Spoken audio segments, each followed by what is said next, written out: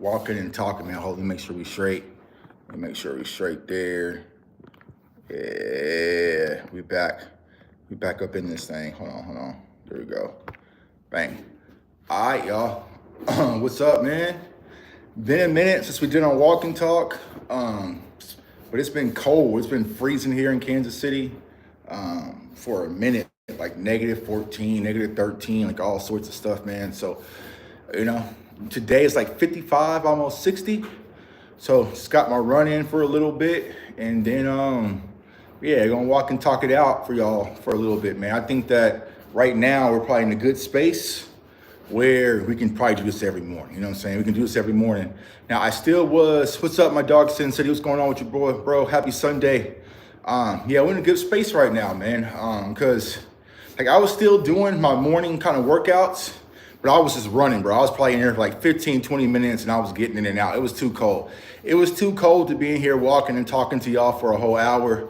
So I was like, nah, I had to hurry up, get it in, get out, man. But like I said, sun is out today, about 55 in Kansas City, almost 60. So yeah, we good, man. You know what I'm saying? We're good. So we got a lot to talk about, man. What's up, Bugs? What's up, Landlord for Wakanda? What's up, everybody? Just want to come talk to my people. DC4L in the building. Got a lot to talk about. So we are gearing up for next week. So next week, your boy will be at the NFL Combine. I'll be at the NFL Combine when I get there Wednesday, but I'll miss pretty much Wednesday, but I'll be there Thursday, Friday, Saturday, come back Sunday.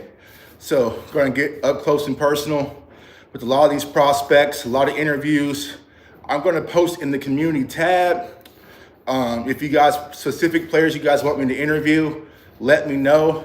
It's a list, man. I got the list yesterday, and everybody, man, everybody I can think of, from Genty to Burton to T-Mac to Mason Graham, everyone's gonna be there. Now I'll say this, the draft nerd in me, there's players at podiums. So the players at the podiums, like the Gentys, right? The Travis Hunters, Shador Sanders, that is where all the media is probably gonna be. But there's some players that I think are quality players, and they're gonna be at these tables away from everybody, right? So y'all know me, I'm probably gonna be in the trenches at the tables, getting real good content, because there's no need for me, for content, right? Yeah, interviewing Travis Hunter will do all right, but he ain't coming to Dallas, so he really does us no good. You see what I'm saying? It'd be dope to sit and talk to Travis Hunter for a little bit, but it ain't gonna do us no good. But there's a lot of players out there. A player that I really want, and we'll do a film session here. I think he's probably going to be next up, and I'm probably going to do a video on this. But wide receiver Torrey Horton out of Colorado State, man. I know he's had the injuries, but when he was healthy, he was one of those ones. You see what I'm saying? So there's a lot of quality guys out there that's not really being talked about. So those guys are going to be the guys that I'm going to be on attack for. The Torrey Hortons, Zakari Franklin's, Pat Bryant's, the list goes on and on, right? So it's going to be fun, man. It starts early, though. That's the one thing about these NFL events, y'all. They start early. I think the first interviews start on Thursday morning at 8 a.m. But y'all know me, I get up at 4 anyway. So but damn, bro, I got to rush for my workout, but I'm staying right downtown. So I'm right by the Lucas Oil. I'm literally across the street. So, I'll be there interviewing prospects for the Combine, up close and personal. So we're going to have a lot to talk about next week. I think DMV and the squad, we're going to cover 3 shows while I'm out there to get y'all coverage, man, to bring y'all the best Combine coverage that we can be, man. And here's the greatest thing, y'all, about the Combine, right? The magnitude, I don't say magnitude, I'll say milestone, right? The milestone of me being at the Combine, y'all, is because CFO Sports is approved from the Combine, right? So this is the first time the NFL has finally approved just me off the strength of what we do on this channel in our community to allow me. You know what I'm saying? The Super Bowl stuff, it's either I'm with the radio station or it's with Dez, right? The draft is I was with the radio station. All this stuff is either I'm with the radio station or I'm with Dez, right? But this was the first time the NFL said, nah, CFO Sports, J Tuck, you're good. You're good, man. So it's a testament of all the hard work we've been doing, man. I'm having a blast, y'all. I'm not even gonna front, man. It damn near like I literally just got damn near like goosebumps talking about it, man, because like what is happening right now, you're seeing a natural transition, right? So by me interviewing some of these kids and doing right by these kids, right? My Instagram DMs are flooded now, man. I have so many kids. I got a kid coming on next week from Miami, from Buffalo, like all over college football, man. All these kids are just like agents are reaching out to me, man. And like, it's crazy because like some of these agents and players are like, how much does it cost to come on your platform and do all that? I'm like, listen, man, I don't want a dime from y'all, man. At the end of the day, if I can use my platform to help y'all get to y'all ultimate goal, that's all I care about. Y'all don't have to, I'm not charging y'all nothing for no interview or nothing. You know what I'm saying? Now I'll say this, you know, and have this conversation.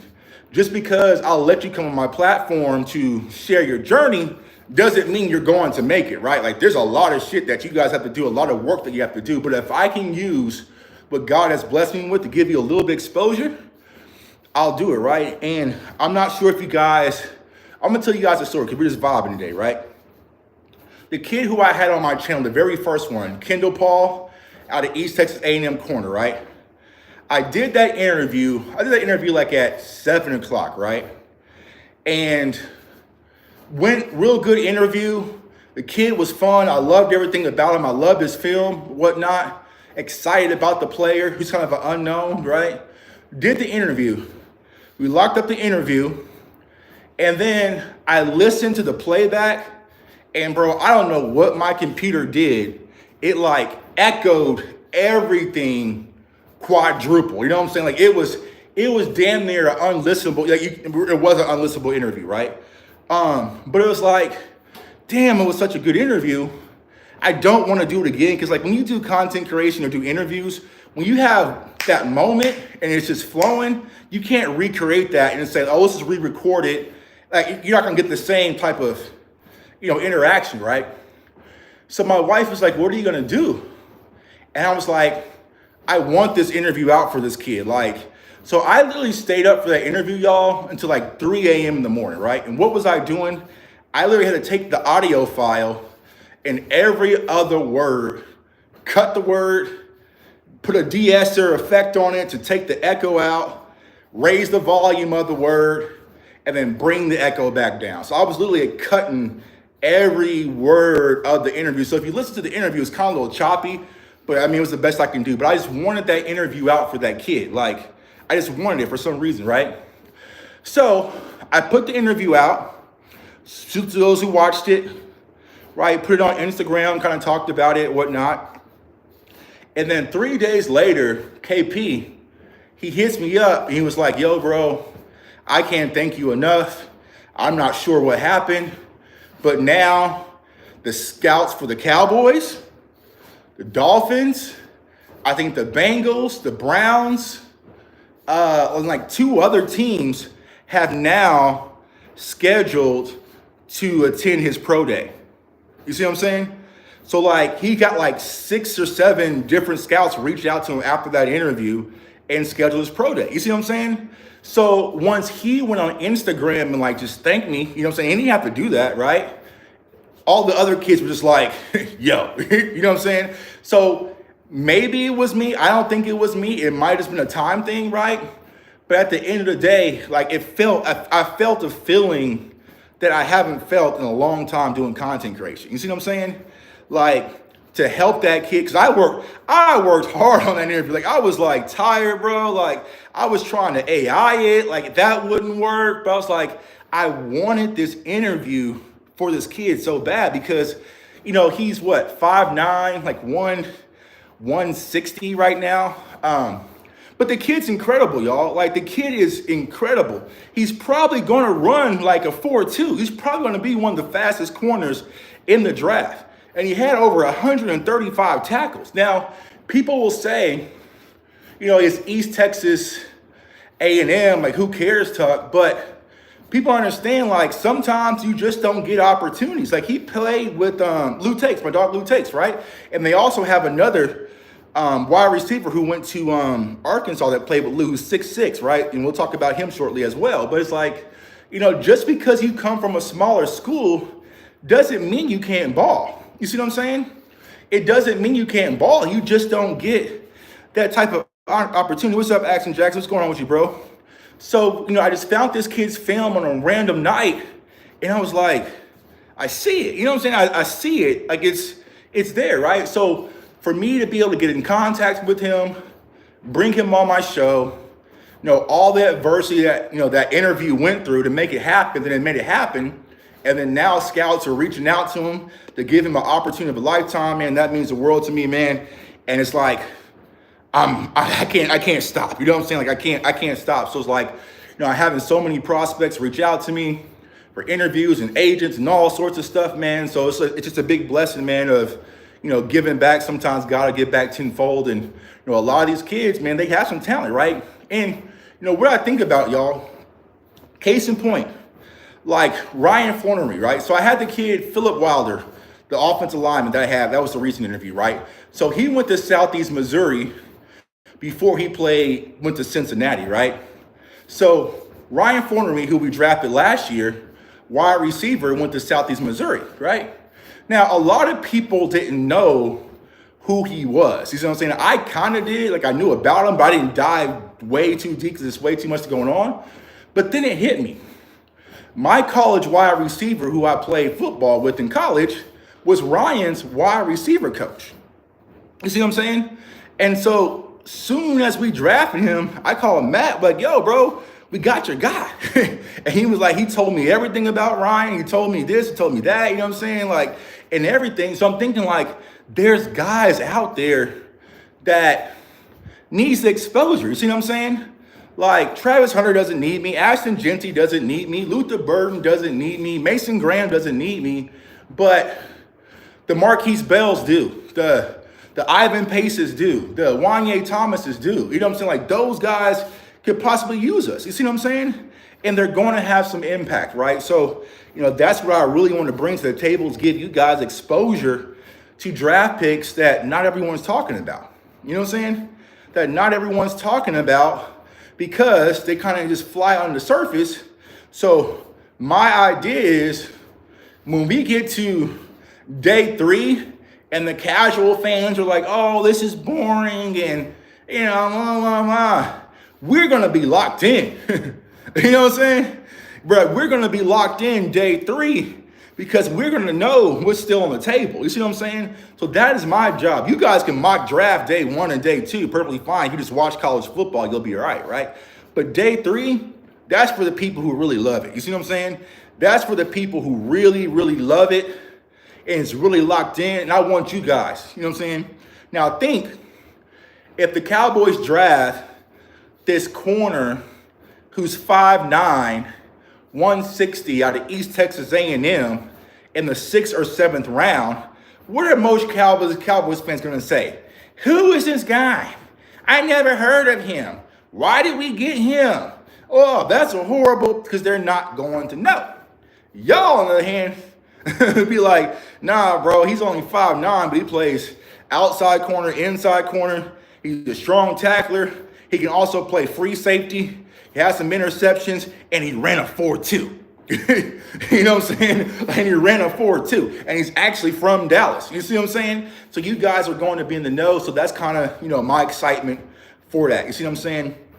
Because, yeah, Polo, like, I don't care what your size is, bro. If you run a 4.2, and I told KP that the other day, bro. It's like, if you clip a 4.2, because I talked to him, what's today, Sunday? I talked to him Friday night just to check in, man. And all these guys who I do shows with, they got my number, contact. If they just want to talk about life or whatever, I'm just here for them. You know what I'm saying? Like, I can't mentally tell them, how to get prepared for the draft because, of course, I didn't go to the combine or anything, you know what I'm saying? But I'm telling these kids, but I was talking to KP, right? I'm just like, right now he's at 160, which is crazy, right? He's at 160, and all the scouts were like, we need you at 165.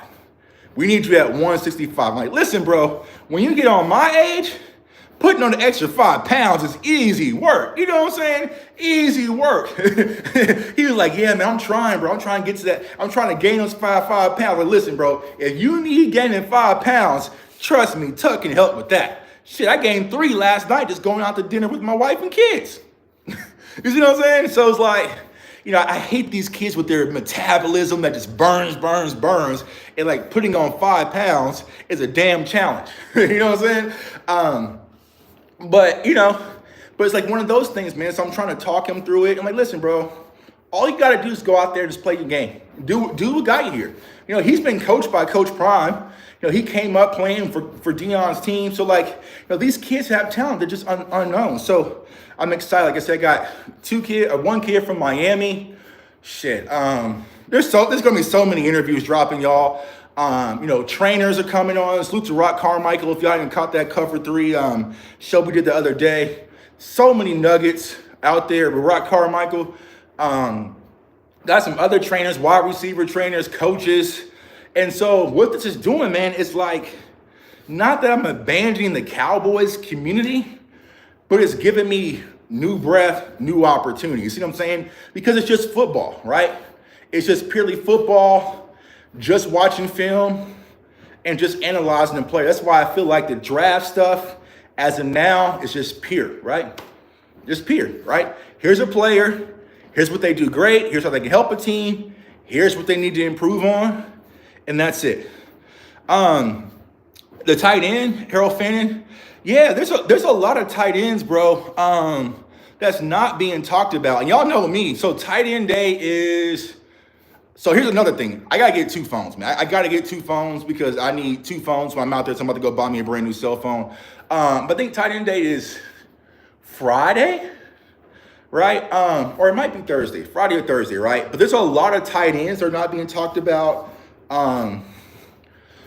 Also, I know we're talking about running backs, but there's good quality running backs that's still not being talked about. Wide receivers, that's not really being talked about too much as well.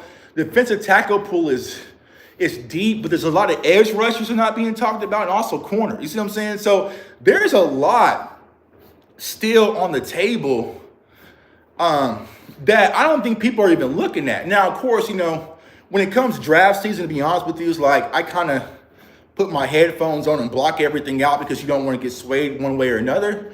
But I tell you guys another tight end, man. I love this kid, and he's going to be one of those ones you guys are going to see pop up on the channel, so be prepared. Rondé Gadsden II out of Syracuse. I love this kid, right? I love this kid, man. He has great potential. He has great potential. You know what I'm saying? Great potential. We already know about Luke Lashley out of Iowa. We talked about it on Twitter today. My center, Jake Majors out of Texas. So there's some talented people. I'm just like, where is it at? You know what I'm saying? Like his dad played for Miami. And then my wide receiver, so UCF, right? Nobody is talking about Kobe Hudson. Now, you guys know how much I love Javon Baker last year out of UCF, right? But Kobe Hudson was a much more solid wide receiver. You see what I'm saying? So it's like, I don't see a lot of Kobe Hudson on the timeline. I like him too. Ronnie's a sleeper. I don't know, Brian. I don't know why he's a sleeper. I mean, and here's the thing. I think what happens with me personally, I cover the Big 12 because I cover Kansas, but I'm just an ACC guy because I'm a Florida State fan. So I see these players up close and personal every Saturday, so I feel their impact. Pause if you want to. You see what I'm saying? Like Amari Hampton, he ran for 4 touchdowns versus Florida State. So I know how Amari Hampton can go. You see what I'm saying? Because I felt it. You know what I'm saying? Like I seen Gadsden. What he did, you know what I'm saying? And also like Pat Bryant and Zachary Franklin, what they did versus Kansas, and Ricky White out of UNLV. And so it's here's the crazy thing. As much as I do Dallas Cowboys football, it's weird when I say this, and it might sound weird to you guys. I'm not really an NFL fan. I'm a Cowboys fan, but I love college football, if that makes sense. You see what I'm saying? Like, I'm more like, if you told me you had Alabama and Georgia on at the same time as the Eagles versus the Lions, I'm watching Alabama and Georgia. You see what I'm saying? So it's like, so for me, college game day Saturday, that's why I gain this extra weight, because Saturdays, from the moment college game day comes on, I'm locked in. Like, I'm watching all sorts of stuff. You know what I'm saying? So like, it's weird when people are like, bro, you covered the NFL and you covered the Cowboys, but you watch more college football than you do NFL. It's like, well, yeah, I watch the Cowboys. You know what I'm saying? If you guys were asking me about who the Bengals should draft, I'm gonna tell y'all I have no clue. I don't watch them like that. You know what I'm saying? But I can name a cornerback out of Syracuse that played against, you know what I'm saying? So it's one of those things. I saw a question. Let's see here. Yeah, Marcus Yarns as well out of Delaware. Who would I take at 12? Here's what I'll say to that, y'all. And I kind of had to answer this question on Twitter, right?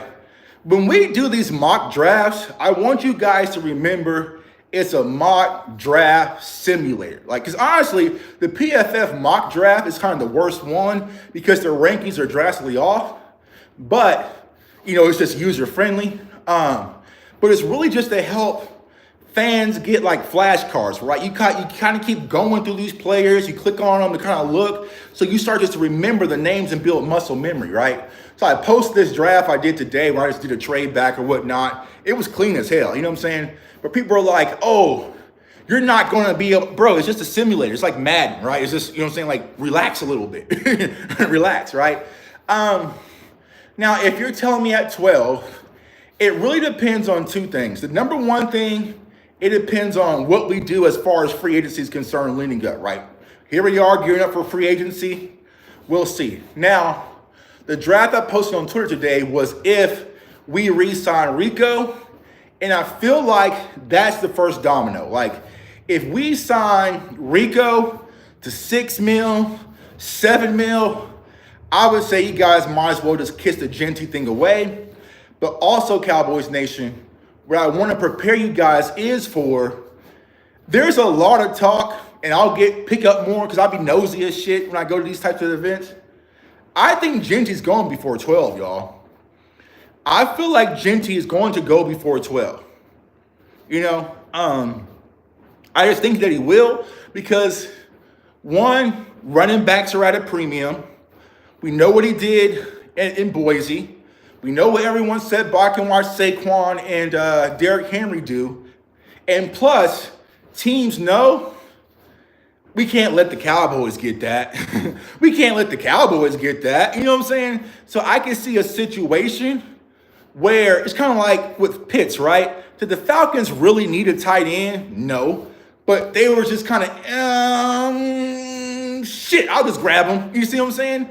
And I feel like that's going to happen with Genty, where it's going to be a team where, hey, you know, maybe we need a quarterback or whatnot.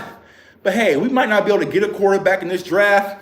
But if we get this running back, it can help our young quarterback tremendously. You see what I'm saying?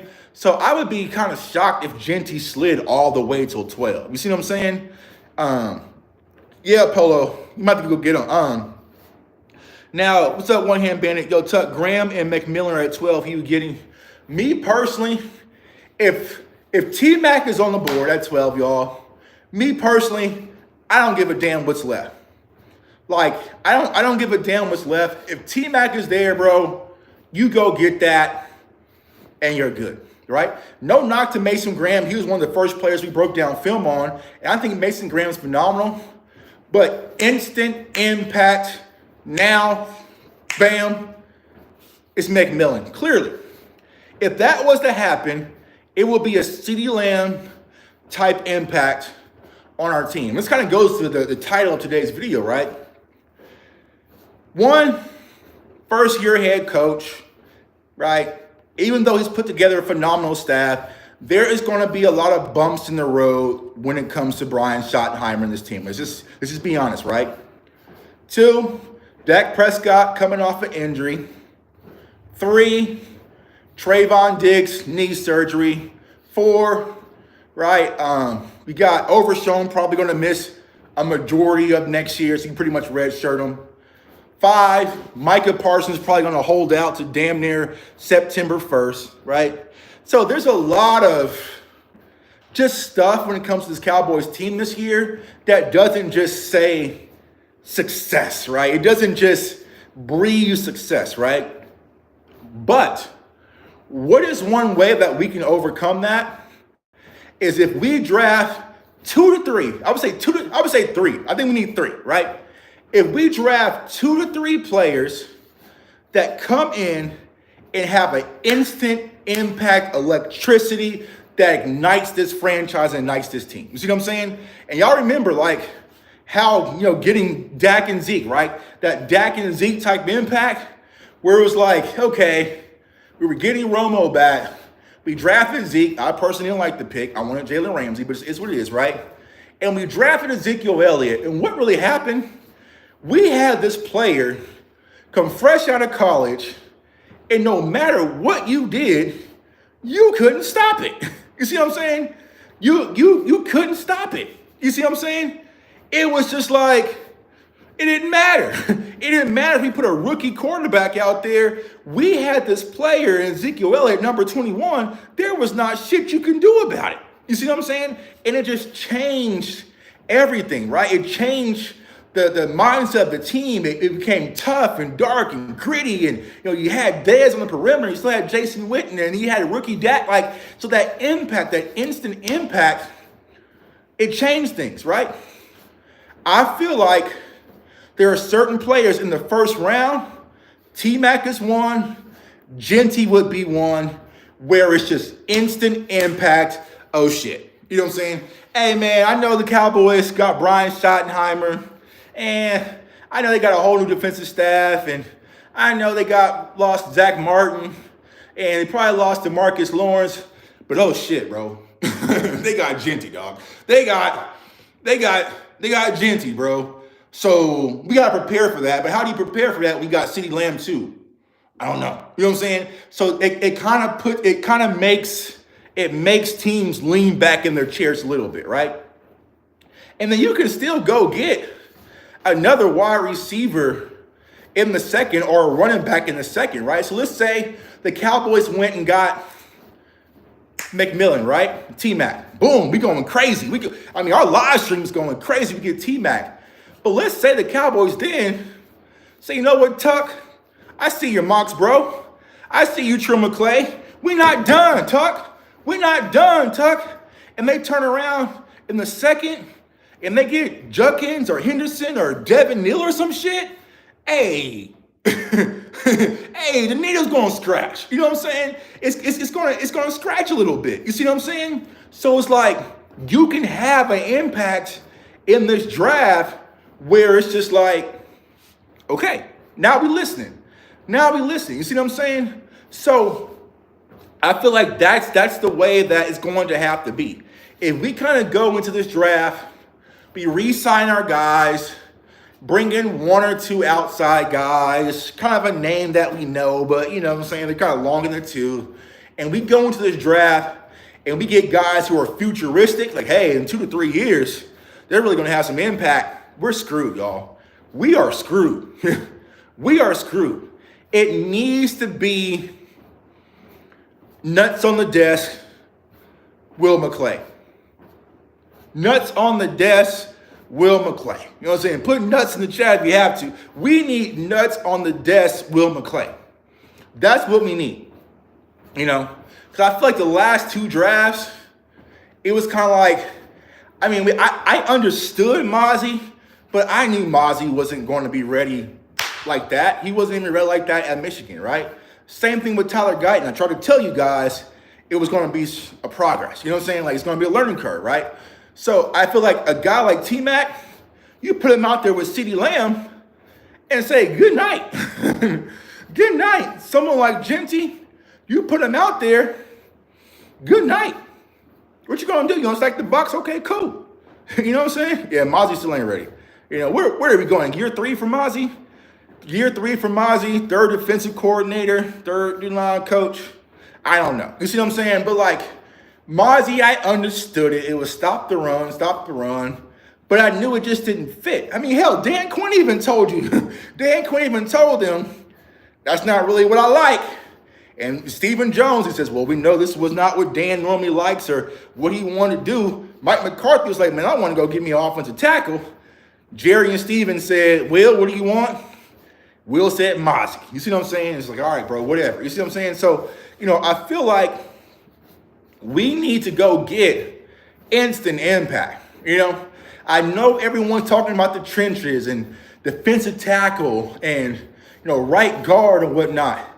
Go buy those guys because there's going to be a learning curve in the trenches. You know what I'm saying? Like it's very far in between. You see guys who are defensive tackles that hit the ground running out the gate. Like Aaron Donald really didn't do it. Chris Jones, it took him like a year or two. Now you're seeing what happened with Jordan Davis, even Jalen Carter. You know what I'm saying? Like it takes them a minute to kind of, you're going against grown-ass men. You see what I'm saying? Like, so all that shit that Mozzie used to do in college, where he can just beast people and be lazy on one rep, but then you're blowing through someone who's probably a call center manager, you got away with it.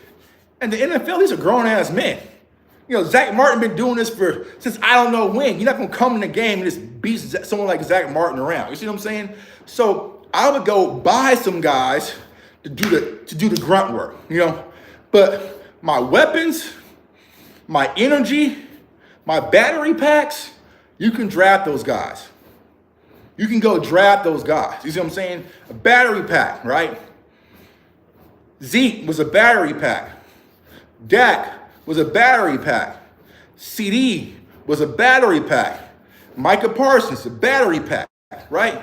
Where we just got this kid out of Penn State, tossing that edge rusher because DeMarcus Lawrence went down, and oh my God, what do we have here? You know what I'm saying? And look how some of y'all remember how our defense was before Micah, historically bad. Dan Quinn came in, drafted Micah Parsons, put him at end on accident, and it was just a wildfire through our entire organization. My dog COT in the building. What's going on with you, dog? So for me personally, I would go draft those guys that can reignite this franchise, recharge this fan base. Battery packs, y'all. Battery packs. I'm going to draft battery packs now. You know what I'm saying? What's up, Paul? What's going on, my dog? All guys back from church. Yeah, man. We back out walking again. Dog out walking and talking, man. It's like 60 degrees. You know what I'm saying? We took the grill cover off. I'm not grilling today, but doing that, like I said, gearing up for the combine next week. So definitely lock in, man. We got a lot of exclusive content. It's gonna be dropping on this channel, man. But yeah, that's where I'm at. So, I see the talk about defensive tackle, Walter Nolan, and it's no slight to those guys, right? But it's not a battery pack. You see what I'm saying? Like it's not going to charge or make that massive a difference, right? The Cowboys draft Walter Nolan. Okay, cool. All right, I understand it, right? Stop the run. But now we're just going to double team and chip off on them every game. You know what I'm saying? We're going to double team and chip. Now, you need some other guys, Micah, Sam Williams, Nealon, to really contribute. But if you draft a Walter Nolan, he's a rookie, we're going to double team him a bit. You know what I'm saying? We're gonna run traps against them, right? So like you can kind of scheme away from it, right? You can't scheme away from T-Mac. You can't. We're gonna double team T-Mac. Okay, cool story, bro. Thank you. I appreciate that, right? Think about this. Let's simplify, y'all. Go right now if you have the game. Go sub Zach Martin out and go play with the Cowboys on Madden. It's damn near mission impossible. You have no running back. You have no tight end threat. You have no wide receiver outside of CeeDee Lamb. You see what I'm saying? Go try to play with the Cow. I'm going to tell y'all something. They probably ain't going to be mad because, I ain't going to put no names on it. But when I play a lot of y'all favorite Cowboys players on Madden, do you think they play with the Cowboys? No. No, I'm the only one still keeping it G that plays with the Cowboys when I'm playing some of y'all favorites on the squad. They'll pick Buffalo, Baltimore, Washington, Detroit, the Chiefs, the Bills. And I'm like, damn, bro. But I'm out here trying to make it work with Jalen Tolbert. You know what I'm saying? I'm out here trying to run outside zone with Rico Dowdle and 86 speed. You see what I'm saying? I don't get no credit for that. So they be like, oh, tough, we dog walking. Yeah, you dog. I got nothing but CD out here, bro. I got nothing but CD. I got nothing but CD. Josh Simmons, you think his knee checks out? He could be drafted in top 10 for a guy like Ted to fall to us. It could happen, right? So this is going to be the thing that, and this is what Rock Carmichael was talking about in the Cover 3 show, right? I didn't know the medicals get that crazy. They go all the way back to high school.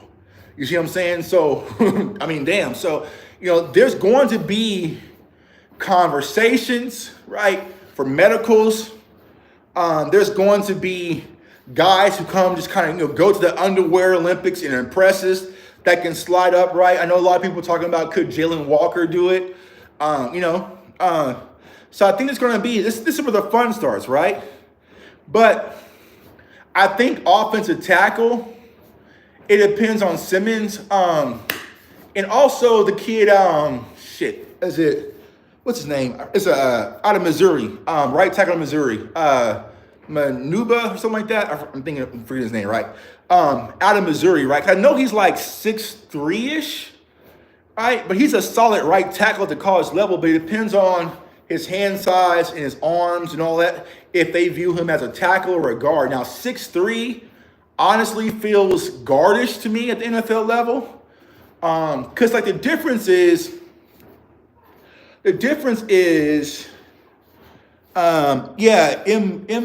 is that his name? Something like that. It's like Imba or something like Imbo or something like that. I forgot his name off the top of my head. But yeah, it's going to depend on his measurements, right? Because think about this, the NFL level, their tackles, they want them tall, long if you want to, and athletic with nimble feet, right? That's what they want, right? Imbo, that's the one. Because there's two of them. But that's the one, Lewis. I'm forgetting his first name. But it depends on, like they want long arms, right? Because they don't want those edge rushers to get into their chest, right? So they want long arms to mitigate that, right? Because y'all remember the kid out of Texas Tech, Tyree Wilson, right? Now y'all remember, if y'all go back this far, right? Tyree Wilson's film out of Texas Tech wasn't impressive at all. Like, it was just like, I mean, it was cool, but I didn't see it, right? But why did Tyree Wilson go so quick in the draft? I think he went like top 20, didn't he? To the Raiders? It's because his arm length as an edge rusher was like insane. Like, he had like some pterodactyl-ass arms. You see what I'm saying? So I remember that was the draft here in Kansas City. So when I went and spoke to him, I was like, okay, I see the attraction because he had the size, the arms, right? But the film wasn't there. You see what I'm saying? So that's why they want these offensive linemen with these long-ass arms, hand size, right? Because you've listened to the Philip Wilder, right? You talk about the number one system, the 1, 2, 3s, kind of like boxing, right?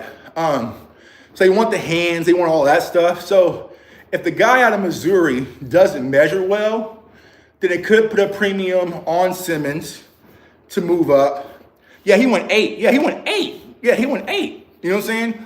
Yeah, Tyree Wilson went 8, bro. And there was nothing there film-wise to say Tyreek Wilson was 8. And there was also another guy in the draft that the Patriots drafted. What was his name?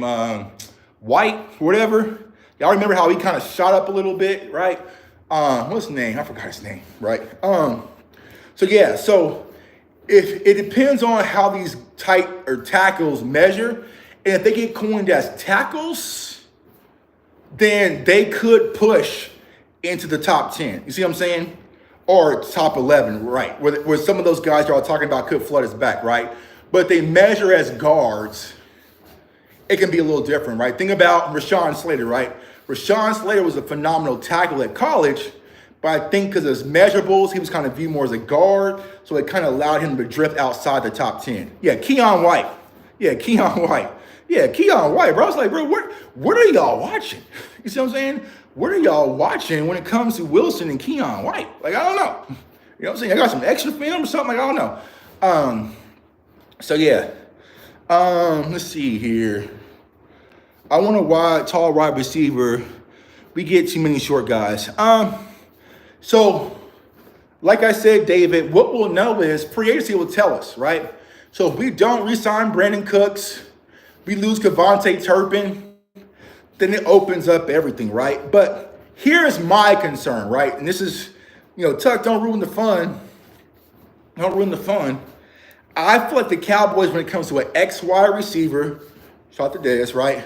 But he's a boundary guy, so that's typically your big physicals, your AJ Browns, right? What Dez was, the guys playing, your Michael Gallups, right? I feel like the Cowboys were going to say they spent a fourth on Mingo, who is an X. They also got third on Jalen Tolbert, who's kind of your X, right? He's kind of a, you know what I'm saying?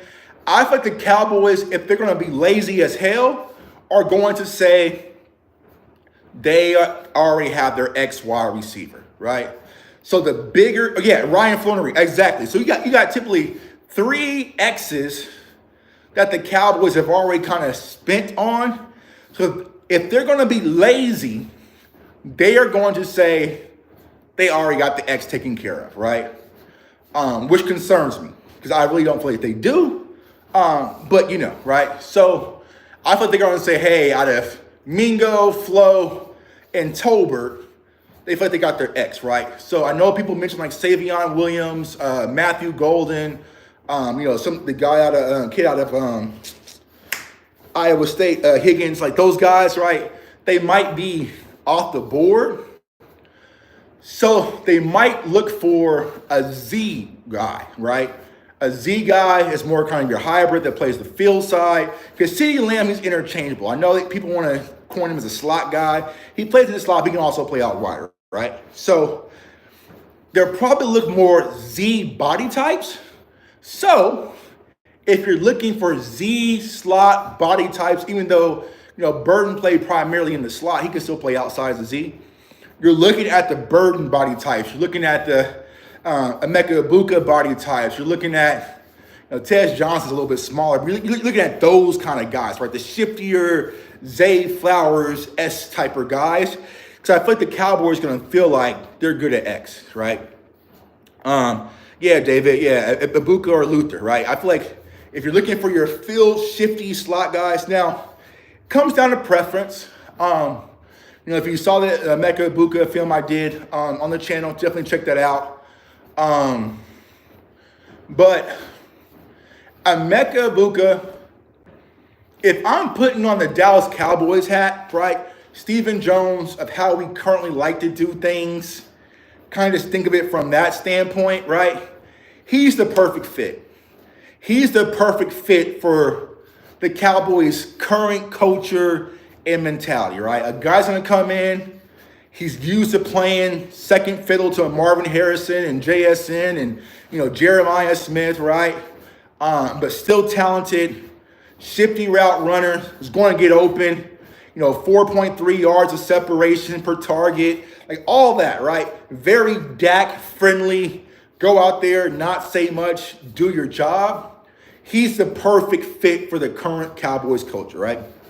Now, if it's me, Jay Tuck, and I'm looking for that spark again, that battery pack, that weapon, that swagger, that dog, as they say, then it's going to be Luther. You see what I'm saying? Because Luther's your yak guy. Luther's a guy, quick out route, get in his hands, and just watch out and God bless. You see what I'm saying? So I feel like that is the main difference between the two, right? Luther Burton, high octane, game changing, break shit open, swagger, confidence, wide receiver one mentality. Emeka Egbuka is more do your job, cool with being a Robin, precise route runner, high IQ, Mr. Reliable, simple plug and play. You see what I'm saying? So, it's like kind of one of those things, right? So I feel like knowing the Cowboys and how they like to operate, I think Emeka Egbuka would be the perfect fit to be the Robin and CeeDee Lamb because he's used to playing Robins. You see what I'm saying? He'll be a guy that can get 5 targets and be perfectly fine with that. Versus Luther Bird might be like, man, what the?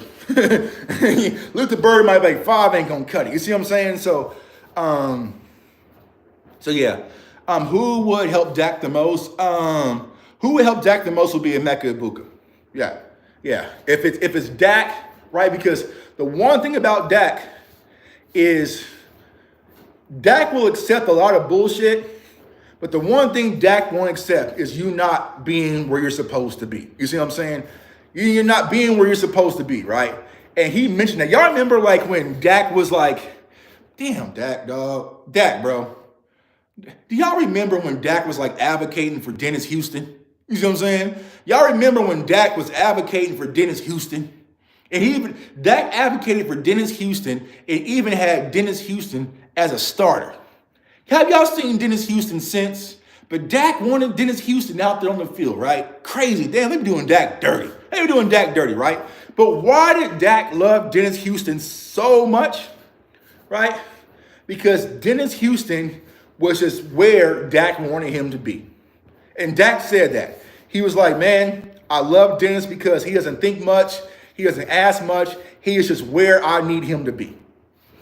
And he elevated himself to being a starter. Now, once you got to the NFL level as a regular season, this NFL defense is like, I don't give a damn if he knows where he needs to be. He can't, I don't want to say he can't ball, but we're not afraid of him. You see what I'm saying?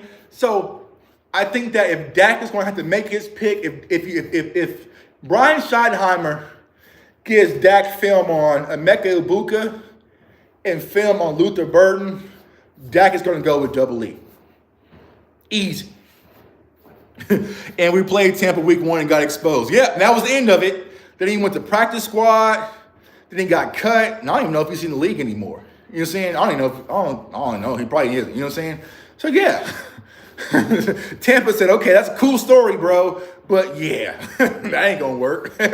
Yeah, that was that home game versus Tampa. I forgot. See, crazy, right?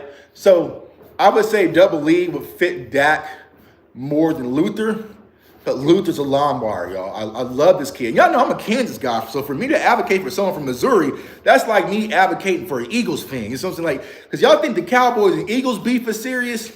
Kansas and Missouri, like, it is different. You know what I'm saying? Like, them Kansas and Missouri wars, bro, back when I was young, you know what I'm saying, when I was much younger, right? We used to go to the game because Kansas and Missouri used to play here at Arrowhead in Kansas City, and you were pretty much just going to fight. You were just going to fight. You know what I'm saying? Like, I didn't think we was even going to watch the game, especially in 2008 when Kansas won the Orange Bowl, and we went to Arrowhead, bro. We just went to the game to throw hands. Like, that's all it was. You know what I'm saying? Like, it was crazy. So, like, Kansas and Missouri do not rock with each other at all because it's literally a street that separates us. Like, you can be in Kansas, where I stay. I'm on the Kansas side of Kansas City, right? And then you jump across the street, you're on state line, right? So it's like you're in Missouri. So they don't like each other in basketball, football, chess, whatever. Like, even coworkers. If you went to Mizzou, went to KU, like, it's just a weird thing, bro. Like, we literally used to go to the games just to scrap. We already knew what it was when we hit the parking lot. You know what I'm saying? Yeah, Mark Mangino, man. Yeah, we had Mark Mangino. He was an asshole, but he was winning games. You see what I'm saying? So, yeah, Kansas and Missouri do not get along. So the fact that I am advocating for Luther Burden, that lets you know how special I think this kid is. You know what I'm saying? I think he's really good. And I feel like he could be a spark plug, some attitude, some toughness, some swagger. You know, you haven't watched the film sessions up on the channel, but it's all there. You see what I'm saying? So yeah. So me personally, going back to the whole topic, I would go weapons, man. I would go weapons. I need a battery pack. I feel like an offensive line is cool, but if I give Dak, what is the good of giving Dak 5 seconds in the pocket, right? Let's give Dak 5 seconds. We drafted Simmons, put him at left tackle, which would be crazy because that's pretty much saying the Cowboys messed up with Tyler Guyton. Let's say that's the pick, right? Go with Simmons, put him at tackle, and Dak has 5 seconds in the pocket, but you have 3 receivers who can't separate. What good does that do you? You know what I'm saying? Because y'all remember that film video I did where it was, y'all remember when Troy Aikman came out and said, he felt like our wide receivers ran lazy routes, right? He's like, our wide receivers ran lazy routes, right? And I came out and did that film session. Our wide receivers wasn't running lazy routes. That was just the max capacity that they can run these routes. You know what I'm saying? That was just them coming off the line of scrimmage. I know, Troy, it looked slow, but I had the miles per hour. They were gearing up. That was their average miles per hour they were running. Like, they just didn't have that gear. You see what I'm saying? So that's what I'm saying. Like, I want guys that can separate. I want guys that's a threat, right? Because if you have guys that are a threat, it makes these corners and defenses have to back up a little bit and respect you, right? You can't play press man zone, right? You remember, what was the game? Not last, shit, we lost to the 49ers so many damn times on losing count, right? But it was not this past season, but the year prior when we lost to San Francisco. And y'all remember when they just played cover one man defense versus us the entire game? Like, for those, those of you who play football or know football, do you know how disrespectful it is? It's just to play you cover one man defense for a majority of the game and it's be like, whatever. Like, that's disrespectful as hell. You see what I'm saying? So it was like, I don't never want to go through that again. You see what I'm saying? So, yeah, it was a playoff, but I think it was also the regular season game too. So it was last year, not this past season, but the year prior when we lost to San Fran, right? I don't remember. We lost so many times to San Fran and ran out. Yeah, that means they're not scared of you. They're not scared. For someone to play cover one man press defense on you, that's disrespectful. That is disrespectful. That means you have zero threat of beating me over the top. Yeah, because that was Michael Gallup, because they did it to Michael Gallup a lot. I remember because I did the film session. So that was Michael Gallup's last year, right? Yeah, week 5, 2023. Yeah. Oh, you guys got Michael Gallup out here? Cool, bro. I'm going to be one-on-one on an island. Who cares? Who cares? Who cares? Like, what are you going to do? You know what I'm saying? So I dare someone to do that with Luther Burden. You see what I'm saying? I dare you to do that ever again with T-Mac. You will pay. You will pay the ultimate price. You see what I'm saying? So that's what I mean by weapons. That's what I mean by battery packs, y'all. It's like, that's what I really want to go after in this draft. What's up, my dog? That's how they do Tolbert, Paul. Exactly. Like I said, it's no knock to Tolbert. But yeah, I mean, like I said, simplify it. If you're playing Madden, when people play me in Madden, I pick the Cowboys, and you're playing with your user, what side are you going to use her towards? You're going to use it towards CD. You know? Yeah. So you guys may have saw on Twitter when I was playing Dez at the Super Bowl on Madden in front of all those fans and he beat me, right? But how did I even make it close? I just kept throwing the CD. I just kept throwing the CD, and CD went for like 7 catches, like 315 yards, and like 3 touchdowns or something like that. That's all I had. I was either going to throw an interception, or I was going to throw a touchdown to CD. There was no ifs, ands, buts about it. There's no in-betweens. You know what I'm saying? Because the run game, I couldn't run with Rico. You know, I forgot we ain't got Zeke on the roster. So Deuce can't break from nobody. So I couldn't run the ball. Jake Ferguson got like an 81 speed. I had Jalen Tolbert, Jalen Brooks. You know what I'm saying? I was just going to CD, bro. I went 5 wide, and I'm going to CD. It is what it is, man.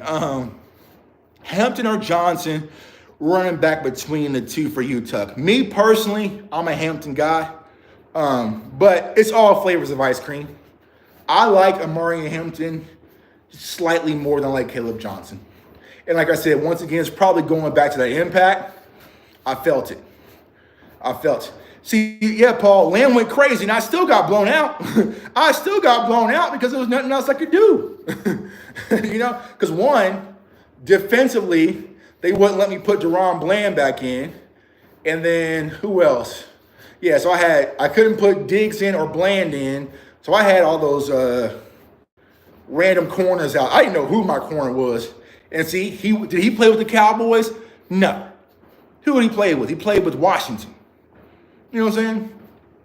Played with Washington, and Scary Terry was just going crazy over the top of whoever the hell this corner was. That was like 64 overall. I couldn't even sub him out because I had no more corners left. What about Devin Neal from Kansas? What about him, David? Love him, bro. Love Devin Neal. I'm going to try to get him on the show. I know he's extremely busy. I talked to him the other day. Salute to Devin Neal. I'm going to try to get him on the show. Phenomenal.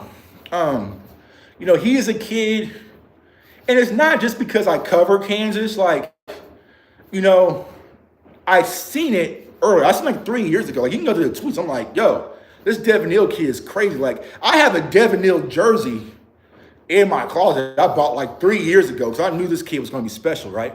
But like, he's competitive, he's tough, he's balanced, and if you watch the film session on him, it's the vision that he has, right? The vision, the patience, and like I said, y'all, it was kind of scary because y'all know I'm a Florida State guy, but I cover Kansas, and he just gives me that same feel I had when I was watching Dalvin Cook. It was, and then when he did an interview, he was like, I'm going to ask him this too at the Combine this week, but he said he grew up idolizing Dalvin Cook, and that's why he wears number 4. It is eerie similar to prime, not the Dalvin Cook that we had on practice squad, right?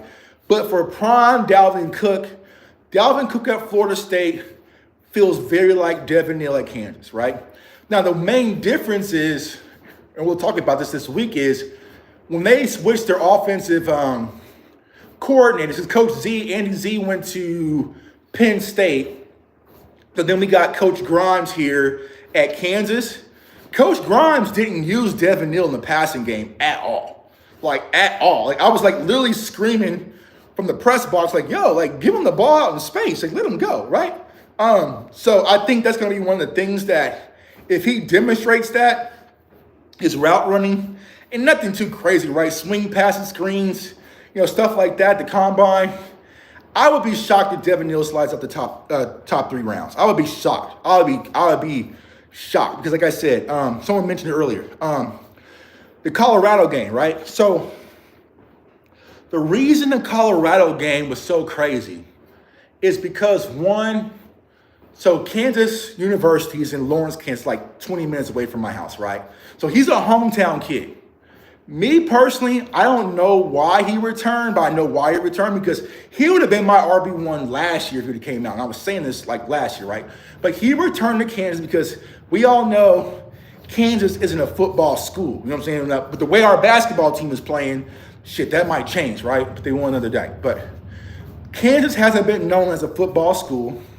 We're getting a brand new stadium built this year. Finally, I'm gonna be able to have Wi-Fi when I'm in the building, right? So he wanted to kind of come back and leave his mark on Kansas football. Wasn't involved in the offense heavily earlier on. Lost a lot of games in the fourth quarter. But when I saw him come through the tunnel at that Colorado game out in Arrowhead, because that was senior day, I just knew. I just knew he was not being denied today. You see what I'm saying? He was not being denied. When I saw Devin Neal come out on senior day at Arrowhead Stadium versus Colorado, all the emotion, the look on his face, I was like, oh shit, he's about to go crazy. Like, he's about to go crazy. You see what I'm saying? And he did, right? And it was so great because those things that everyone saw Devin Neal do versus Colorado, he's been doing it, but people wasn't paying attention to it. But that game, everybody was watching because it was Colorado, right? And he wouldn't be denied. You know what I'm saying? So he has that ability. He has that toughness. Good kid, good quality kid, man. And he just went apes, you know? So shout out to Devin Neal, man. I love him as a prospect, man. Love him as a kid. Good kid. Like I said, I'm going to try to get him on the show. But Kansas has some talent, too. Especially at the cornerback position when it comes to Kobe Bryant, Melo Dotson. My wide receiver slot guy in Luke Grimm. But you also got Logan Brown, left tackle. So I do like Devin Neal's speed's concerned. It's enough, right? And I did that in the film session, right? Does Devin Neal have the, oh my God, blazing speed and your hair fall out? It'll be 4.4, right? 4.4-ish. But it's more than enough, right? He's shown the ability to run away, and it's like Dalvin Cook. Dalvin Cook didn't have blazing, godly speed, right? But it's more than enough. You see what I'm saying? To be able to separate.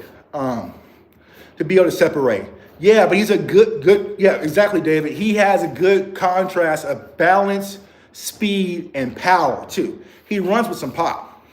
He's a very patient runner. And see, the thing people understand is Kansas had another good running back next to him in Daniel Highshaw Jr. as well. And so, it was a dual back. It's actually a 3-back system because their new running back they got last year as a freshman. He's actually talented as hell as well. But 3-back system with Devin was just a senior. Yes, he can catch out the backfield. I said they just stopped using it. They stopped using him that way. You know what I'm saying? So he can catch out the backfield, pick up blitzes, pass pro. Like, he's a well-diverse kid, right? As a running back. But there's others, you know what I'm saying? But, like, speaking specifically about Devin, it's a complete package. And I tell you guys this, and I've been saying this. When I was at Arrowhead and I was in that press box, there was multiple scouts there. Because, of course, there was Travis Hunter, Shedeur Sanders, right? And I talked to a scout from the Jets, which is crazy.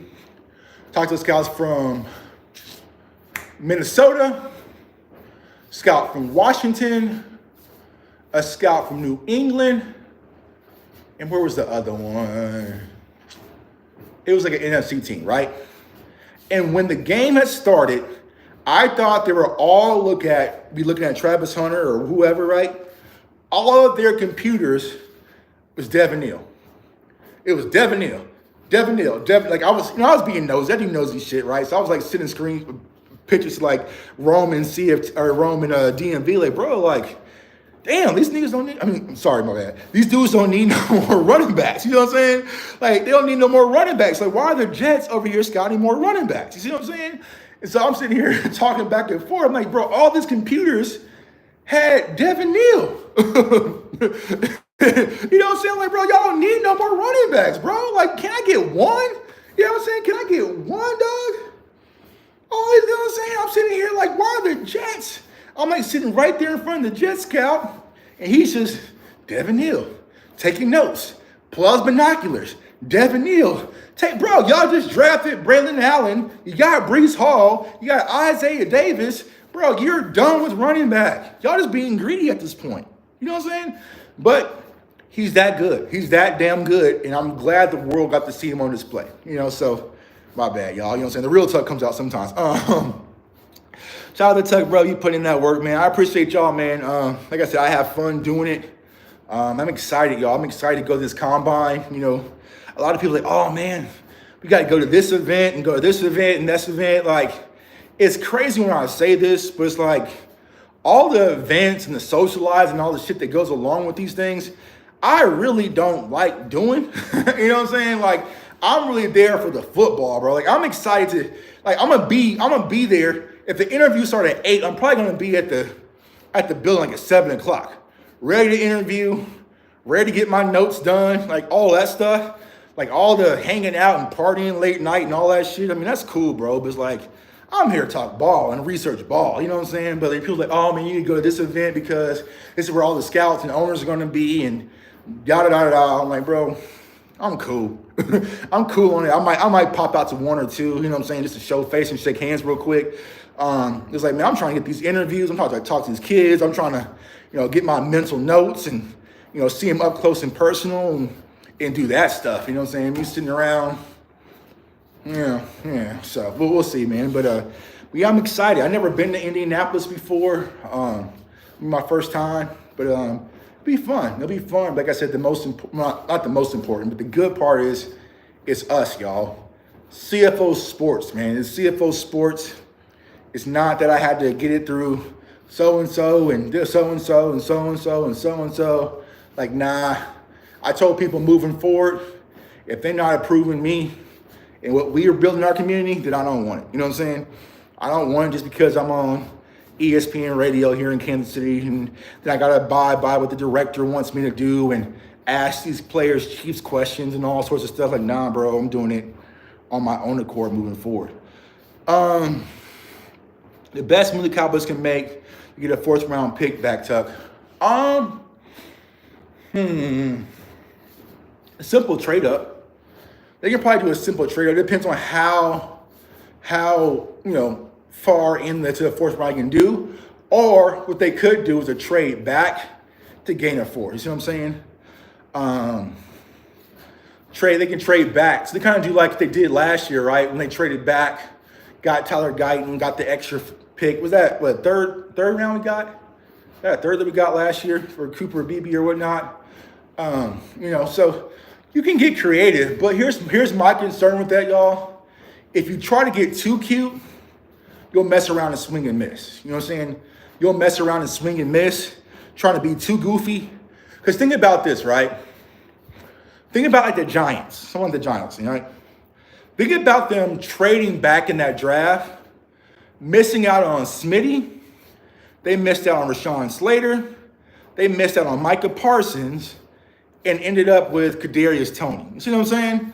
So sometimes you could try to be too cute and be too stupid. You know what I'm saying? So if the board is falling, like I think it probably will at 12, don't get too cute. Don't get too cute. Now, day 2, you can probably get cute because we already know the Cowboys' record when it comes to the 2nd round picks. You can get cute there. But at 12, don't get too cute. Maybe you move back 2 spots or 3 max. Granted, I jumped all the way back from 12 to 21, but that's way too cute because you can really crap out. You know what I'm saying? Giants can't draft though, Tuck.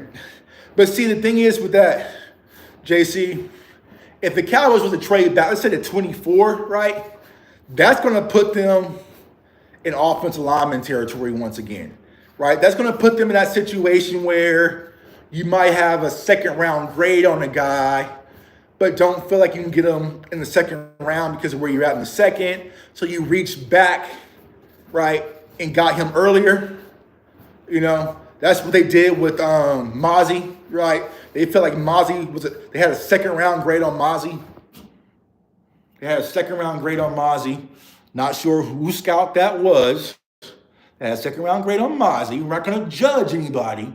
But if whoever had a 2nd round grade on Mozzie, Will, you might need to pull him into the office. I'm just saying. But just pull him off. Don't fire him, Will. Just pull him into the office and talk to him, right? Whoever had the 2nd round grade on Mozzie, all right? So they had a 2nd round grade on Mozzie. Felt like he wasn't going to be there, right? And I really feel like Mike McCarthy wanted Dalton Kincaid, right? No. Mike McCarthy wanted Dalton Kincaid, right? Because you remember how that whole tight end thing kind of just came out of nowhere? I really feel like Mike McCarthy wanted Dalton Kincaid, missed out on Dalton Kincaid versus Buffalo. Then McCarthy wanted to get Matthew Bergeron, who was the tackle from Syracuse that went to Atlanta. But then they had the whole conversation about Mozzie. And Mike McCarthy like, okay, whatever, bro. Screw it. They reached back, got Mozzie, thought they were about to LeBron it, and they clanked it off the rim, right? And then Mike McCarthy was like, well, if y'all missed out on Dalton Kincaid, go give me my tight end. Then they went and got Schoonmaker. So they clanked that shit off the rim. You know what I'm saying? So it's like y'all started clanking off the rim because y'all started getting too creative. You know what I'm saying? Versus just dunking it, bro. If Dalton Kincaid was who you wanted, just go up and get Dalton Kincaid. You see what I'm saying? Like, I hate that. I hate that mindset from the Cowboys, right? Because I'll tell you guys, I know the story. The Cowboys, who they really won in the 1st round this year, was Graham Barton. You know what I'm saying? It was Graham Barton. Graham Barton was the guy. Graham Barton was the guy. They really felt like that was who they were going to get. They were going to go get Graham Barton, right? And because where's Graham Barton playing for Tampa? Is he playing center or is he playing guard? I think he's playing guard, right? I'm not sure. They wanted Graham Barton out of Duke, right? Which I would have been cool with that, right? Tampa snipes Graham Barton. They said, God damn, we get sniped, right? So trade back, and Mike McCarthy was still kind of burned about losing out on Graham Barton, right? He's kind of pissed about that. So he's playing center. Okay, so he's playing center too, like Cooper Beebe, right? So I spoke to Cooper Beebe's dad. Cooper Beebe was supposed to go to the Giants. Like the Giants wanted Cooper Beebe bad, right? They thought he was going to go like second round to the Giants or whatnot. Like the Cowboys never spoke to Cooper Beebe at all. Nothing. You know what I'm saying? Like there was like Cooper Beebe and the Cowboys had zero connections. The only connection that Cooper Beebe had was he had worked with Duke during the offseason, right? So the Cowboys called Duke. True story. You know what I'm saying? You can fact check it, but it's true story, right? Cowboys called Duke and was like, yo, that Cooper Beebe kid y'all had, you think he can play center? And Duke was like, I mean, he has never played it. I mean, he's played across the offensive line. He never played it. They was like, you think you can get him ready to play center? And Duke was like, shit, yeah, I can. All right, cool. And they got Cooper Beebe. You see what I'm saying? So it's like one of those types of things where it's like they got snatched from who they wanted, Graham Barton, took Tyler Guyton, but they were panicking, trying to get a center, and they had to get creative to get Cooper Beebe. Now it worked out, right? But you know what I'm saying? So the interesting nugget is, right, from conversations I've had, Mike McCarthy thinks that Cooper Beebe is a center, right? So he's the only one that kind of was just like, he's a center, he's a center. I guess the scouts saw guard, which I do. So it's going to be interesting now that he has his offensive line coach back. Where does he want to put Cooper? You see what I'm saying?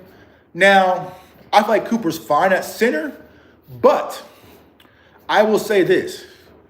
If you really want the Cooper Beebe impact, you could move him to right guard and be nasty. You can go draft a center or buy a center, move Cooper Beebe to right guard, and I promise you, put it on my tab, we'll be right back to rolling.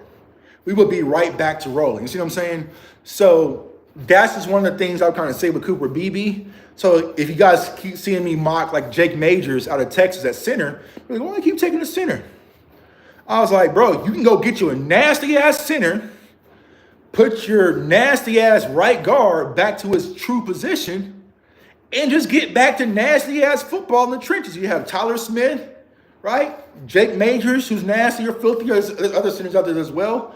But Jake Majors, I like him. Cooper Beebe at right guard. Now you just got to fix your perimeter pieces. But I think that's a good-ass nucleus right across the board. You see what I'm saying? A young nucleus right across the board, right? So if they get creative, we'll see. Yeah, so you could throw, bam, perfect, Andrew. You could throw Brock Harfin back at center and move Cooper Beebe to guard. And get back. What round would I draft Jay? Good question.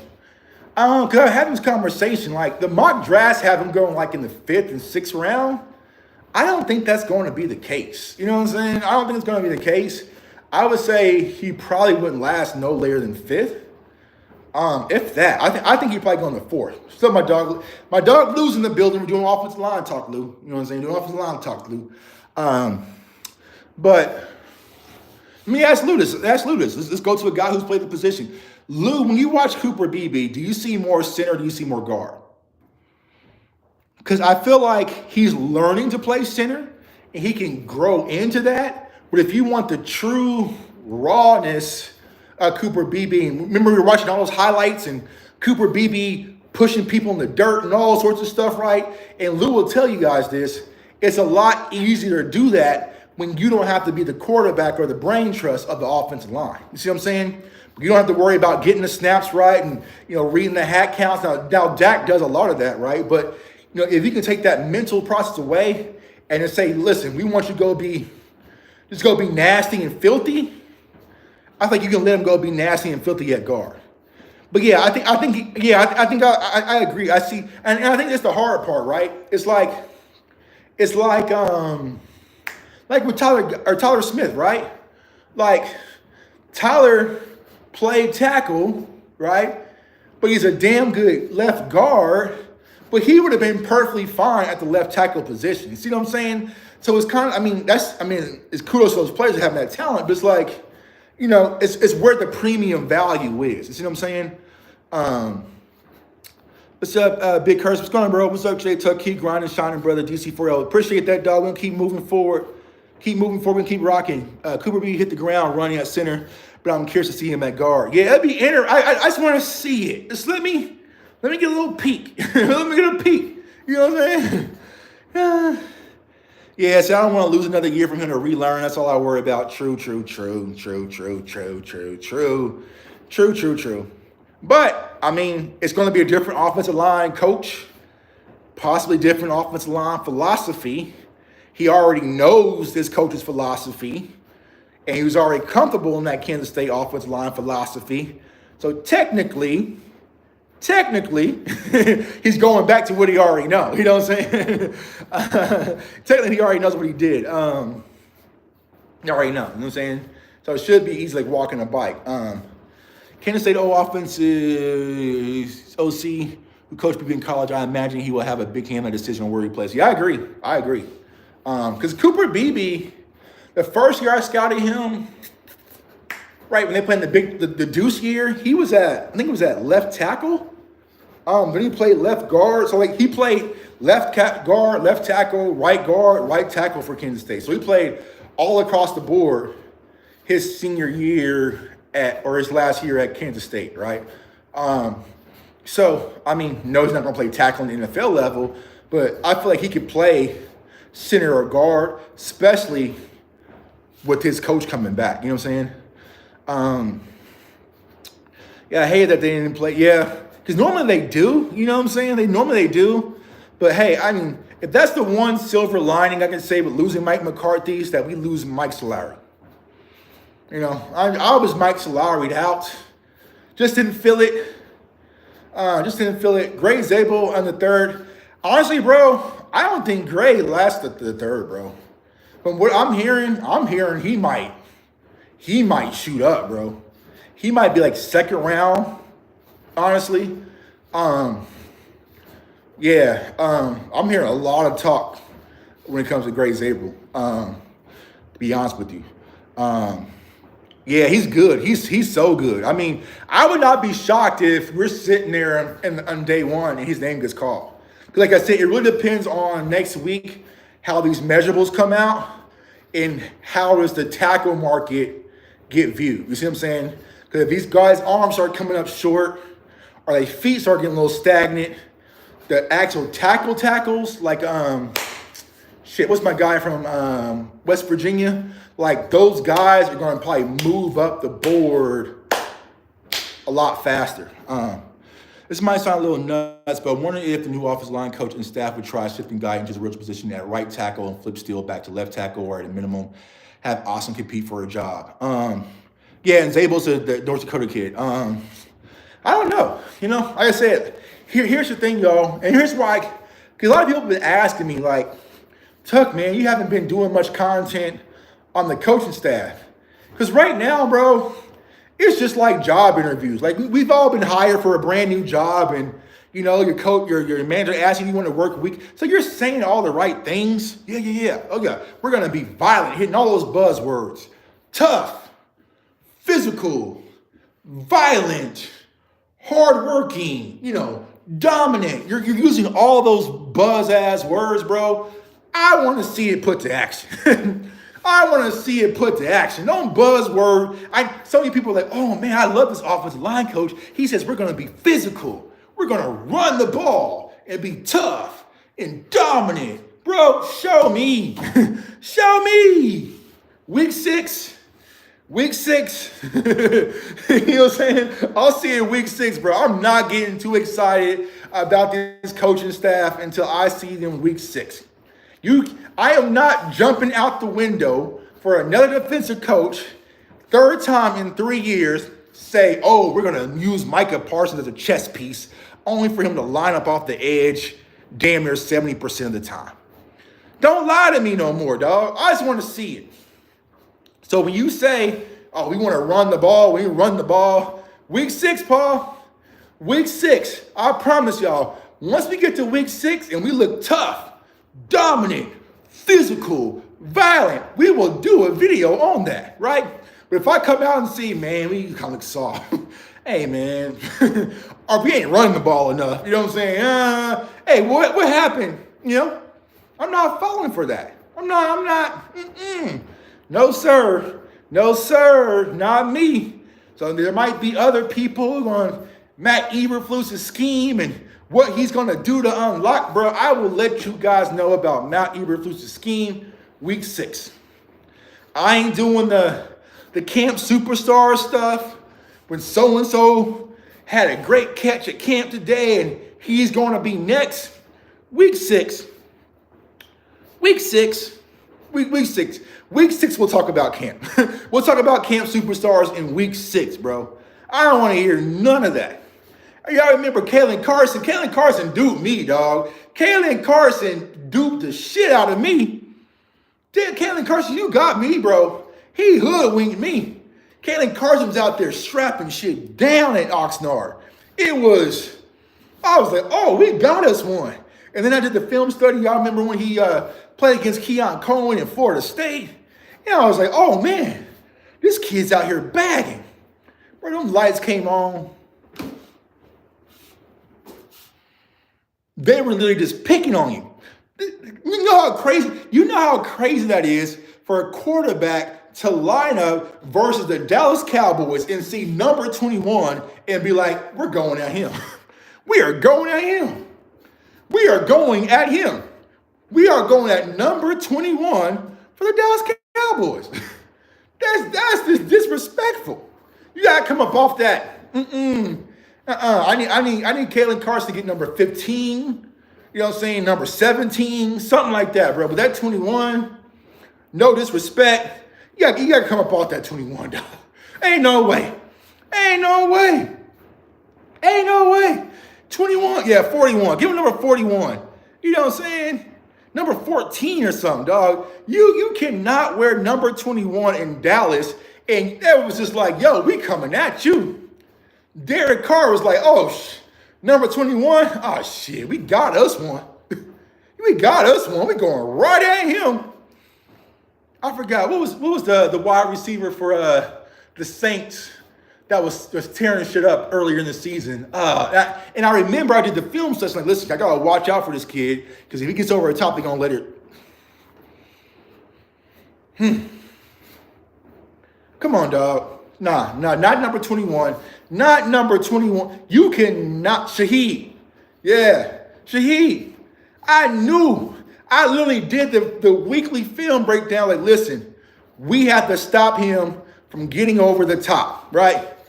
And Derek Carr says, Tuck, I dare you, dog.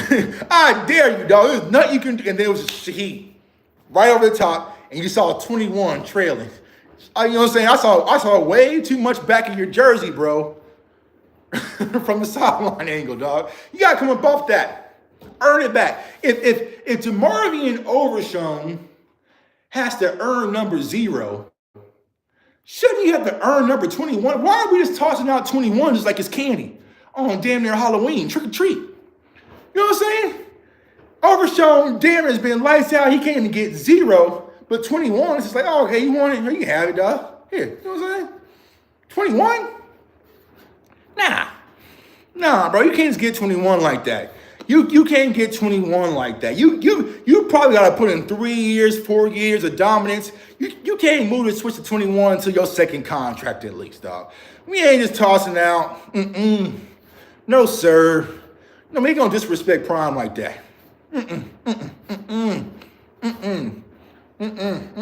We got Jerome Blaine out there in 26. We got Kalen Carson in 21. That's disrespectful. That is disrespectful. What's next? Jalen Brooks in 88? Like, what are we doing? Deuce Vaughn, give Deuce Vaughn 22. Since we doing that, since we just handing out numbers. You know what I'm saying? Let Cooper Rush wear number 8. Because we just handing out numbers in Dallas all of a sudden. Don't disrespect 21 like that. No, sir. Kevin Carson got to go back to 41. Right now. Give it up. Nah, bro. Nah, bro. No, sir. It was crazy. But like I said, y'all, I'm not doing the camp. Oh, we got us one. You know what I'm saying? Y'all remember when Tyler Guyton had those good little pass ups versus Micah? See, Tuck, you wrong, bro. Tuck apologized. It was all on Twitter. Tuck apologized. Now, you was wrong. You was wrong because Tyler Guyton just stopped Micah Parsons in pass pro when they had shorts on, dog. Apologize right now. This is why I don't listen to Jay Tuck. He's always being so negative. And then Tyler Guyton went out there in preseason and had 3 good reps versus Max Crosby. And Max Crosby said, hey, good job, dog. Hey, Tuck, apologize right now. You said he was going to be a project. You said he was going to be a project. To the point where Mike McCarthy had to say, hey, bro, come sit by me real quick. I didn't talk to you, dog. Mike McCarthy had to say, listen, bro, I get you. Come over here real quick. Let me holler at you, right? So that's what people got to understand, man. Like, it's going to take some of these kids time to grow unless you go get these kids our instant impact, right? And I'll show you guys, like, we'll start going through more of the scouting process, but like when I was going through my NFL scouting academy, they talked about the bell curve, right? And the earlier bell curve, those are players who are just elite that you just know, right? Like, you just know Travis Hunter, bro, it don't matter whether it's wide receiver or corner, just put him out there and he's just going to be one of the best people on the field, right? So it's like that bell curve, right? And then you kind of move to guys who are starters, right? And then you have to kind of, guys you can maybe be like, just rotational guys that can move to starters. And then you have to, it's like that bell curve, right? I want to go get the beginning of the bell curves, right? Where you don't have to even think about it. You just know, like you said, Paul Tech, go out there, bro. He's one of the best players on the field. Right? Week one. Now, will he have a 2,000 yards? No. But I guarantee week one, he would be one of the top 10 players on the field. You see what I'm saying? Right? Ashton Genty will be one of the top 10 players just on the field. You see what I'm saying? Like, go get those guys. Don't go get those guys where you're sitting back saying, he showed some upside potential and, he continues to get better. It's going to improve and you're trying to move him up that curve. We can't afford that, especially for a team that sits back and be dormant during free agency. You need to go get those guys, right? These guys are cool day 2, day 3. Day 3, go get all the projects that you want. You know what I'm saying? Go full project building. But day 1, even day 2, nah, you need one of those guys where it's just like you just already know, right? Don't bring in a running back where we're having a conversation. Is he, he can grow into being a little bit better than Rico. And like, hell no. We need to go get a running back where we know, hey, dog, Rico, I appreciate what you did last year, but I'm sorry. Come sit by me for a little bit. I'm not going to cut you. Just come sit by me for a little bit, right? Dude's cool story, bro. Come sit by me for a little bit, right? Whether it's Henderson or Juckins, you know what I'm saying? Or Devin Neal, some of those. We need to go get one of those guys who's like, listen, come sit by me for a little bit, bro. I appreciate what you did for Mike McCarthy, right? You balled out for him. Mike's going, come sit by me real quick because we need instant impact guys. Instant impact guys. Instant impact guys. Go get 3 of them. Go get 3 of them where you just know. You just know. There's no guesswork. It's not they're rough around the edges, but if you coach them up, go get a brand new car off the lot. Go get a brand new car off the lot. No mileage on it. You're good to go. You know what I'm saying? Don't go get used car lot. You know what I'm saying? Go get his used car and if you refine the motor, no refurbishing day 1 and day 2. You get a lot of refurbished projects. You know what I'm saying? You ever go to Amazon and get a MacBook that's refurbished and, they took out the hard drive. You have to, put the new hard drive in and, if you get a good screen protector, all that shit. No, let's go buy a brand new MacBook. You go buy a brand new MacBook, fresh out the box, ready to go. Not one that you have to take the keyboard off and put a new keyboard in because it's cheaper. Nah. Nah. So yeah, appreciate y'all, man. Like I said, we are gearing up. Powerful offline Thompson from last year's draft. Will you kick him inside at right guard? Thompson. Who's Thompson's from last year's draft? I need the first name, bro. Our fan base don't have the patience for refurbished players anyway, but nobody wants to talk about. Yeah, bro. I'm refurbished out. You know what I'm saying? I'm refurbished out, bro. Like, we had to sit and wait. You know what I'm saying? We had to sit back and wait for all these projects to hit. And here's the crazy part, bro. When they finally hit, listen, we family. Let's talk. When do all of our refurbished projects finally hit? In the year it's time to pay them. That's when they all hit. Oh yeah, that MacBook gets up working. It's working like brand new when it's contract year. You see what I'm saying? It's working brand new when you get this watch when it's contract year. Watch Mozzie Smith be on the field beating his chest like goddamn King Kong. Hey man, should we re-sign Mozzie? I mean, he had a good year last year. Nah, bro. Nah, them refurbished projects always hit when it's contract year. Donovan Wilson hit like a bitch in the contract year, dog. Donovan Hitman Wilson. Yeah, they hit in contract year. See what I'm saying? That's what they all do. Osa. Now we're talking about, man, I don't know. Osa might get top of the market. Man, I don't know. Osa might be the number one defensive. He hit in the contract year, bro. That's the problem. All these refurbished projects, they'll hit. No, who I guarantee. Here's one. You can bookmark this, screenshot this, do whatever you got to do, right? I guarantee you, I know the number one refurbished project that's going to hit in this contract year is going to be Sam Williams. I guarantee you, when it's contract year, because it's going to be year 3, so we're going up pretty much for next year, right? Sam Williams will be one of those players. Exactly, Lou. Sam Williams is going to hit, and it's going to hit hard in contract year. Every sack, 10 sack, pay me. You know what I'm saying? Sam has arrived. We probably going to come up with a good-ass nickname for Sam, right?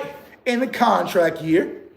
And having conversations. Well, man, I don't know, because we gotta find a way to keep Sam. No, bro. No. Stop getting these refurbished projects that hits in the contract year. Let's go get them now. I want them to hit now. Instant impact, out of the box. You know what I'm saying? It's something about pulling that brand new iPhone out of that Apple box, right? Not the Amazon box and it don't hit the same, right? When you get that box with the Apple box and you got that Apple sticker on it and the charger's nicely wrapped, and you got this little metal piece in there. I don't even know what the hell you do with that metal piece. You know what I'm saying? It just hits different with your iPhone versus getting one off of eBay. You don't hit the same. See what I'm saying? When my iPhone's off eBay, don't hit the same, bro. I want it fresh out the box. You know what I'm saying? You know what I'm saying? When you get that fresh Apple sticker, the warranty's good. You know what I'm saying? You go get the best case for it because you don't even want, you know what I'm saying? You get a little screen protector. You put all that stuff on there. Rearrange your icons. You know what I'm saying? Get your damn background and you get all that set up when you get brand new phones outside the box. You see what I'm saying? Versus when you get eBay and it says shit from Georgia and it's in the post office box. It ain't the same. It ain't the same, right? Go get that T-Mac at that Apple box. Right, that new car smell, right? That Genty, that new car smell, that Luther Burden, that's that new car smell. We're Cowboys fans, we a little pissed off at y'all right now, but we gonna be interested a little bit. we gonna be cool with you for a little bit, Jerry, if we get that car in this T-Mac. We gonna fuck with you for a little bit, Jerry. For a little bit, you know what I'm saying? Y'all ever been in the doghouse, fellas? You know what I'm saying? And you go take your wife or your girl out to dinner, and she real nice. It might last that night, Saturday night, may even last till Sunday.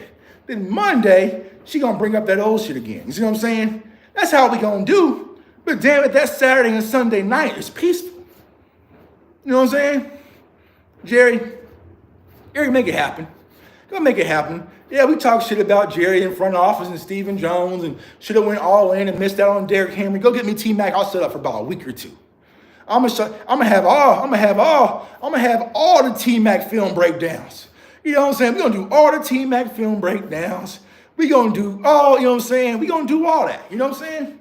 It'd be good. About a week or two. Right? So that's where I'm at. But I guarantee you, if you go get a battery pack in this year's draft, it's what the team needs, but most important is what our fan base needs. We have been down and out, stuck in the mud, y'all, since the Green Bay loss. I literally feel no different. It's crazy because I have to think that Green Bay was 2 seasons ago now. You know what I'm saying? Like I'm still hurt off the Green Bay loss because this whole season was a blur. Nothing has changed since then. I feel the same. It's so crazy. I looked on Twitter, the same post that I was doing a year ago, so it was like Friday, was the same thing. It was about people hating on Micah for no reason. Here we are stuck in this same damn time loop. There was no joy. There was only one blip in the radar, or 2 blips in the radar. Oh, CeeDee Lamb was signed, right? And that moment where Dak was signed right before Cleveland, Dak is back. Drop that video. Let's go. Dak is back. We went out there, blew out Cleveland. Okay, let's get back to nope. It's been Derek Carr, Achilles tears all over the field, lack of free agency, hatred in the community, hatred amongst the fan base, firing people, you know what I'm saying, because of a difference of a 4-year contract versus a 6-year contract.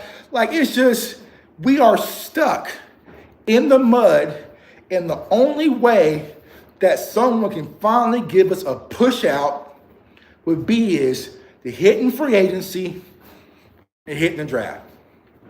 You gotta give us something.